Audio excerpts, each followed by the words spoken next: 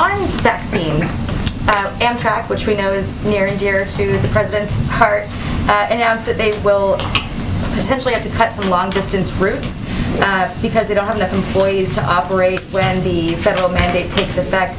And that's despite them reporting on the Hill today that 94% of their employees are vaccinated overall. Amtrak got $66 billion from the infrastructure deal. Now they're talking about having to make cuts.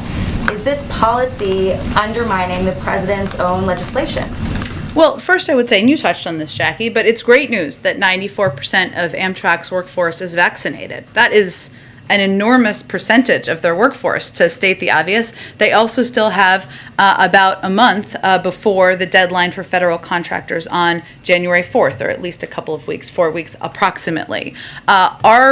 What we have conveyed to employers is that post-deadline, we expect employers will follow their standard HR process. That means if for employees not in compliance, they'll go through education, counseling, accommodations, and enforcement. That would be what the process would be to play out. But of course, these requirements, we don't expect these requirements will cause disruptions to services that people depend on. There's some time to implement it. We're of course working with all federal contractors and federal employees and parts of the federal government to implement this moving forward. And then on Ukraine, there are some reports that the U.S. is pressuring Ukraine to cede land to Russia as a way to deter them from invading. Is that true? No, that's absolutely false. Jen?